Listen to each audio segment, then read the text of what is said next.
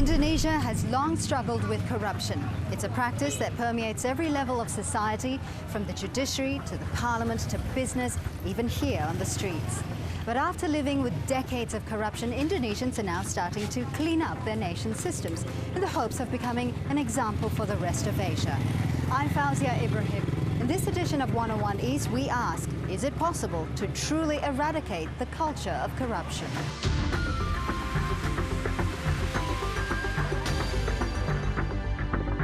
Jakarta is at the front line of Indonesia's battle against corruption. In the last few months, the nation's anti-graft commission, the KPK, has made several high-profile arrests, including that of a former government minister and a central bank governor. But some critics question as to whether the KPK's efforts is really getting to the root of a widespread problem. We look at the difficulties of combating corruption.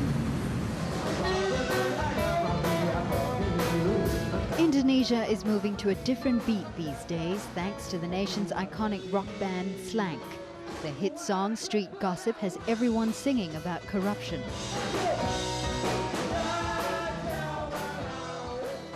The lyrics have hit a raw nerve with some politicians threatening to sue the band, but SLANK remains defiant in their message. We believe that Indonesia has all the natural and people resources to progress. But what's holding us back is corruption. Our mission regarding corruption is that we don't care about previous generations.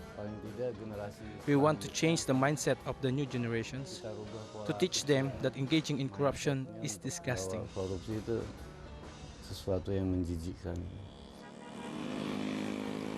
Most Indonesians have come to accept kickbacks and bribery as part of everyday life. In a recent Transparency International survey, the police force was found to be the most bribe-riddled institution. We set up our cameras near a prominent roundabout, and within the space of 15 minutes, we captured at least 7 incidents of what appears to be police taking bribes. Bribery has become a necessity in smoothing out bureaucracy, win favorable court decisions, and to obtain permits and contracts. One architect told us of the corruption that takes place within the construction industry. He didn't want to be identified for fear of hurting his business. It's a normal occurrence. Everyone in the construction industry knows about the corruption. If we want the paperwork to go through smoothly, we have to pay a little extra to the officials involved. And apart from the officials who ask for bribes, there are those outside the construction industry, like the people from the area. Many of these territorial extortionists are part of an organization capable of halting any construction in their area. We tracked one member down for an explanation of his group's activities. We are native to this area, and these businessmen are making a lot of money, so why not share? All we ask for is compensation so that both parties are satisfied. They want security, right? If they don't want to pay, we have to put some pressure on them. Our organization is recognized. We are part of the system. It's just that we are right at the bottom. While Indonesia has moved up Transparency International's index, the organization says the country still has a long way to go. While corruption is systemic, endemic, and widespread, and it is part of the cultures, it is part of the systems. It will not be easy to get rid of corruption. It will take a long, long time. But making a flying start is the Corruption Eradication Commission, better known by its initials KPK. The superbody is armed with legal powers to fast-track its investigations, leading to some headline-grabbing cases. Among those KPK has arrested are 5 members of parliament, a former national police chief, an ambassador to Malaysia, a senior government prosecutor, and 3 central bank officials, including the governor. Many of KPK's high-profile cases are heard here in Indonesia's Special Corruption Court. But despite their successes, KPK has been criticized for not going after the nation's major corruption suspects. You will have to implicate a lot of people at the end of the day. And implicating all these people would lead to, other people. There are a number of, ministers, and parliamentarians, mentioned in investigations, of corruption by KPK, quite a lot of them still untouched. They are all well connected, But KPK insists it is an independent body, not swayed by any political parties. Jadi KPK, saya katakan tadi, tetap bekerja secara profesional. The KPK works independently and professionally. I don't want the KPK to be a vehicle by certain parties to weaken others. If the evidence is sufficient, whatever their status, from whatever family, as long as it involves state administration, they will have to bear the responsibility before the law. Law enforcement has to be tough. But until everyone else is singing the same tune, KPK still has a long, tough road ahead. For more on the issue of corruption in Indonesia and the rest of Asia, we're joined by Angelina SONDAKH. She is the Indonesian Member of Parliament. Mr. REZKI WIBOWO is the Deputy Secretary General of Transparency International Indonesia. And Dr. EDUARDO ARARAL, Assistant Professor from the Lee Kuan Yew School of Public Policy. Thank you very much for joining us today. Angelina, if I can throw the first question to you. In Indonesia, it's never really seen as corruption, just from what people are telling me. It is not corruption, it is a token of appreciation. When then does that token become recognized as bribery? I think within these two last year, we can see how the government, especially under SBY, is really want to put not even bribery, not even a token of appreciation, it's a thing of corruption.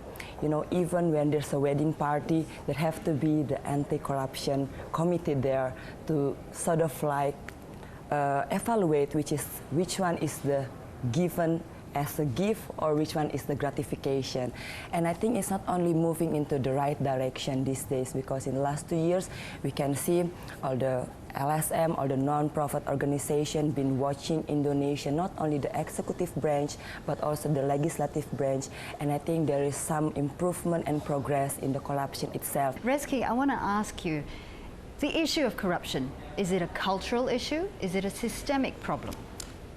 It's more like a systemic problem, because I don't really agree with the culture issue, because corruption is, in our perspective, that corruption is not only about the way people see about corruption, but how the system itself make it people enabled to do corruption. I don't really believe in the culture and the corruption issues, especially in Indonesia, but the system in Indonesia is mostly making an environmentally enabled. It becomes a culture and everybody's doing it. It becomes a way of life. But I disagree with the point about corruption as being equal to a gift of appreciation or token. When you begin to sell laws or legislation, then that's not a gift, right? So there's a tendency to oversimplify corruption as, corruption is okay because it facilitates transaction. Corruption is okay because it's the oil in the economy. It's the grease of the development. It's not the sand that halts the economy. But that's a wrong, totally wrong perception. You go out all over the world, people can distinguish a bribery from pure gift. Right? I've not seen any culture that celebrates bribery. And also because the culture itself is not really favorable to everybody. Let's say about how's the poorer society of in the people, whether they are also getting the advantage of the corruption, if they say this is a culture. So I would say it's human nature. Human beings succumb to temptation if there's nobody watching them, nobody enforcing. They have no moral gumption.